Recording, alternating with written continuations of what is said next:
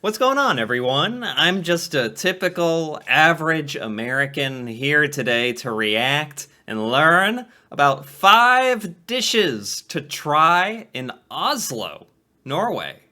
And, as far as Norwegian food goes, I really have not been introduced to much Norwegian food on the internet. Never, never in real life have I had the opportunity to eat some kind of Norwegian food, unfortunately. And I've seen a couple things here and there about some meat patties or something and some liver paste, or maybe I dreamt that up. But anyway, that's all I remember as far as Norwegian food goes. So I thought this would be cool. 5, I assume, interesting, very Norwegian dishes from Oslo. And since I don't really know anything about that kind of stuff, I thought it'd be pretty interesting. So let's take a look. Today we are trying things like this, and this. I can't pronounce any of it, but it's gonna... Brunost, flesk og dup, farakal. Yeah, I'm not saying that correctly either. Okay. be delicious, so let's get warmed up and eat some food.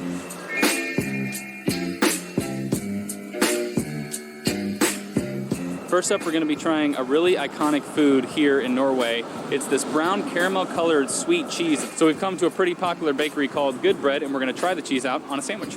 Let's do it. Brown cheese. This just wouldn't...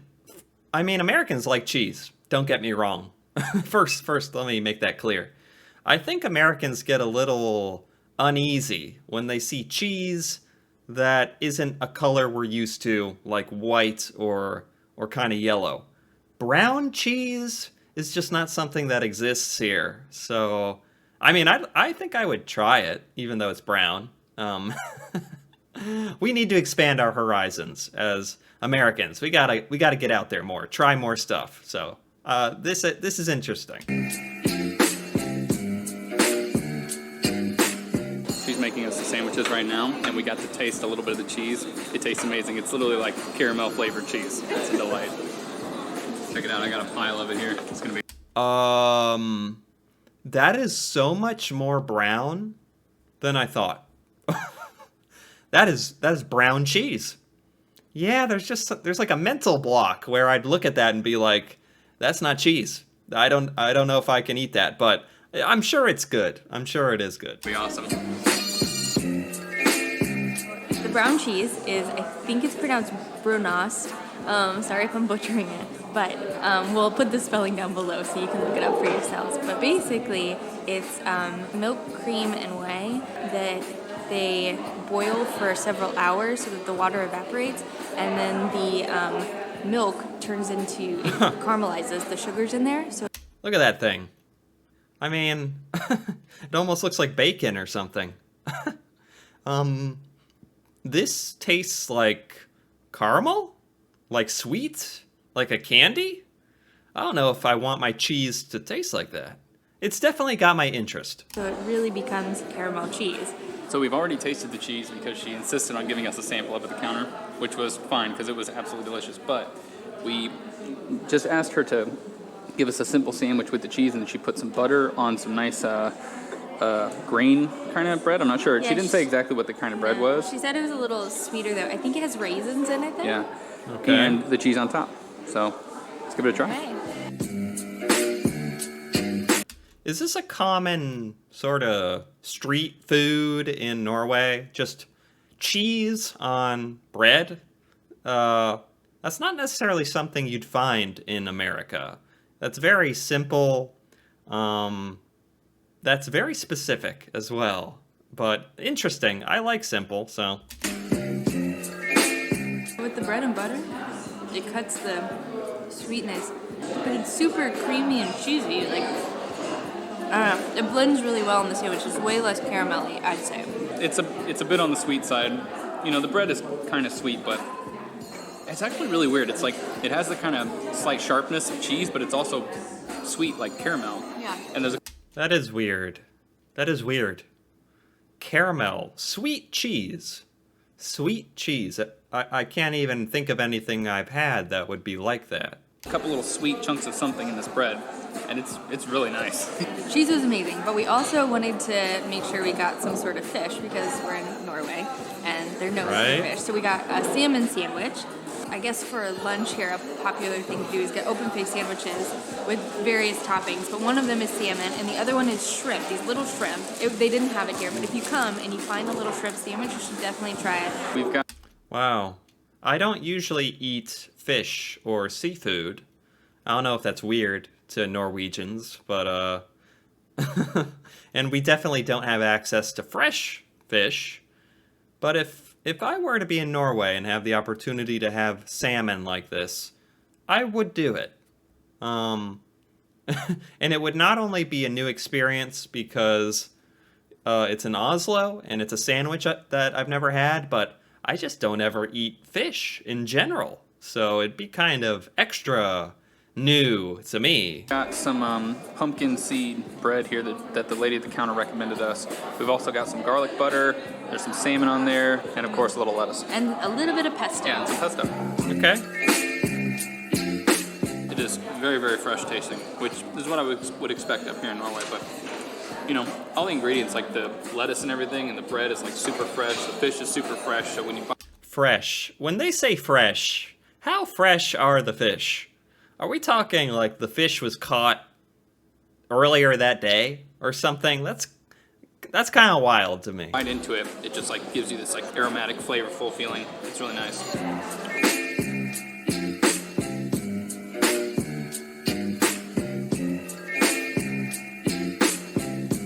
Everything looks so healthy in Norway, by the way. Very different than America.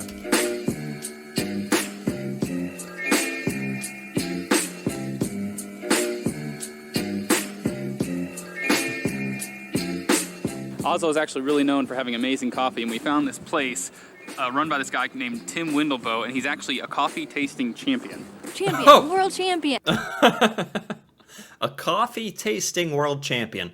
But does that mean the coffee he sells is world class coffee?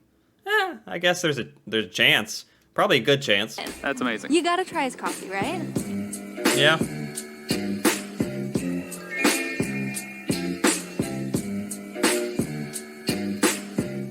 So we ended up getting a couple lattes, and they look amazing. Oh, fancy. Again, this is a lot about me personally, because that's all I have to go on, but I don't get fancy coffees at coffee shops much. I make it at home in a Keurig in a little machine. I don't ever get this fancy kind of coffee, so this would be a new experience for me. And the fact that it's at one of the best coffee tasters in the world, who's in Norway, which I never knew. Sorry if any of you are coffee purists. We really love our lattes, so we decided to stick with those. Okay. And this is like a beautiful marriage of coffee and milk. Yeah, it's seriously like the perfect balance. Okay. Right, they got a latte. Is that a faux pas? Is that a mistake? If you go to the best coffee taster in Norway, maybe you should just get like a regular coffee. I don't know.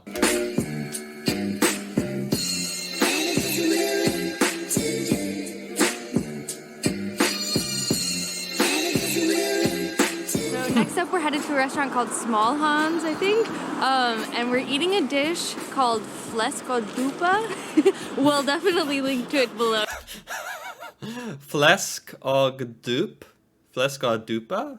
Maybe. I don't know how to say it. So you can see how it's spelled. But basically, it's a pork dish. It's kind of like really thick bacon with some sauce on it and I think potatoes. But this restaurant in particular has a normal menu, but from 4 to 6 p.m. every day, it serves a traditional dish. Today it happens to be from Norway, but some days it's from other countries. But it should be pretty awesome. I'm really excited to try it out. Let's go do it. I don't know if that's what it is, but if this is pork and other stuff, like, that sounds good to me. That's finally something that's kind of normal to me. This sounds tasty.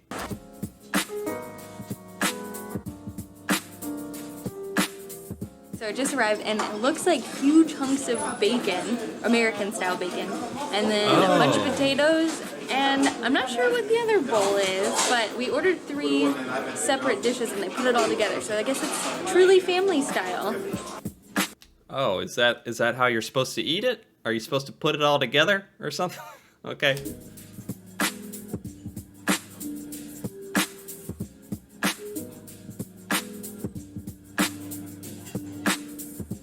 Looks good. Ooh, maybe. That is really Delicious? good. Oh yeah. Just tastes like breakfast. It's amazing. Very crispy, lots of flavor. Is he saying it tastes like bacon? It's gotta taste somewhat different. It's that thick. And it's gotta be a different part of the pig. Maybe it's not. Maybe it's like bacon.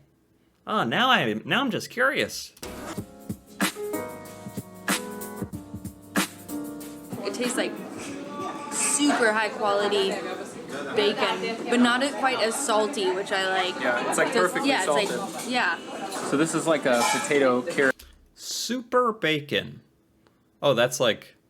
Wait, what is this stuff? Kind of. Yeah, it's like perfectly yeah, salted. It's like, yeah. So this is like a potato carrot kind of thing going on here. Potato... Oh my god, what a frame to pause it on. Potato carrot? I like potatoes. Carrots are okay. I like pork. I feel like of all the dishes, this would be the one I would enjoy the most. Although, I'd be a little disappointed if it was just, like, American bacon. It's probably a lot better than that.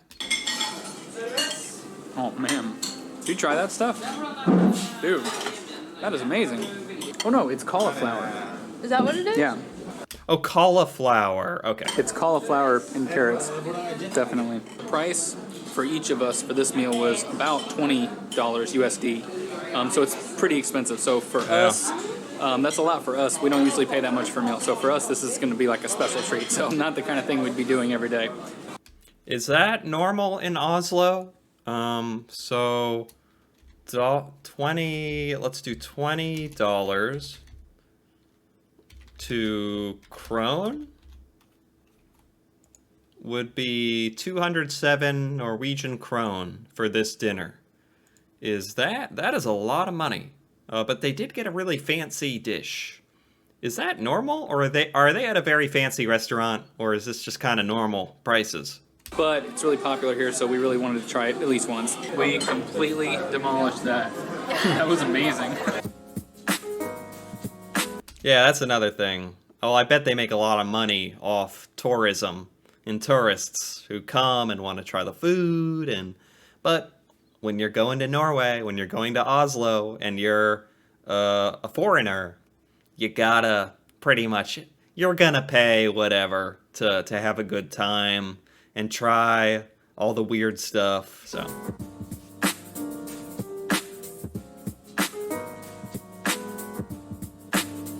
Oh. For our final dish of the day, we came to Lori. We're gonna try Norway's national dish, which is fårikål. Again, we will... Fårikål. Have I heard of that? It's the national dish? Norway has a national dish? What's the national dish of America? I don't know. Pizza? Fårikål. And Reinstærkaker. We'll write it out so you'll know how to find it. But we're also gonna try a couple other tasty dishes. I can't wait. Fårikål. That sounds familiar.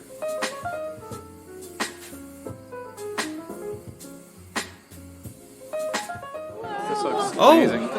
Yeah. Guys, sorry in advance, it's very loud in here, but the food has arrived. This is the reindeer burger. It just comes as like a couple of patties on top of some potatoes here. Wait, reindeer burger? I was thinking it might be a meat patty, but a reindeer? I didn't know you eat reindeer, actually. Interesting. And then what did you end up going with? It's This a stew? is like meat and cabbage stew, and it's their national dish, so we gotta try it, right? Oh, that's the national dish. Meat and cabbage stew.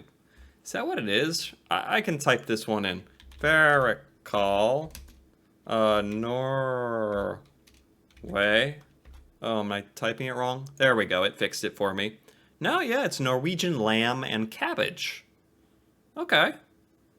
Huh, no, I didn't remember this one. Okay. Lamb is considered extremely fancy in America. I've never had lamb. Basically, no one serves it. You can never order lamb. That is like the fanciest meat. It's very rare to find it in America.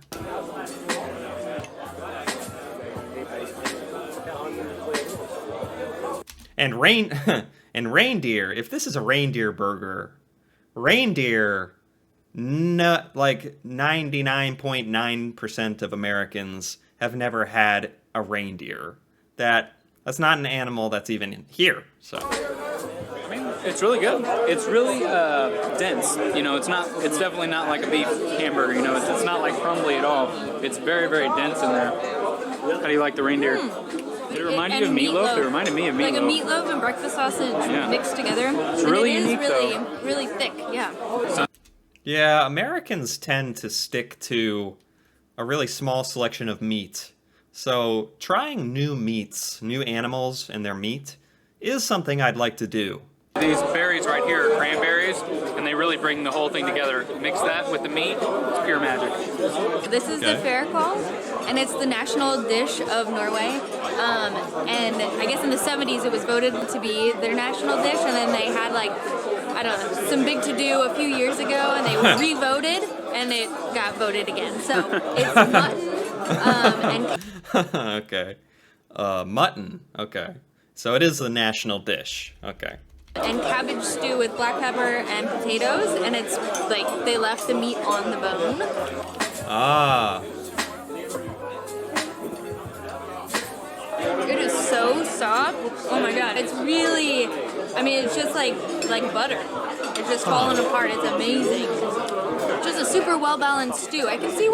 Reminds me of like American barbecue. I don't know if Norwegians have barbecue, but you cook it and it becomes like the meat is gonna fall off the bone. You cook it for a really long time, really slowly. That's good. That's good stuff. Why it's the national dish. We've worked our way through all the meat, and now we just have this giant chunk of cabbage, which is actually really delicious. But I don't think we're going to be able to finish it. Okay.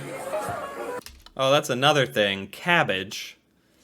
Cabbage is you can get cabbage in the United States, but it's not popular. It's not used much. It kind of grosses me out. But I should give it a try.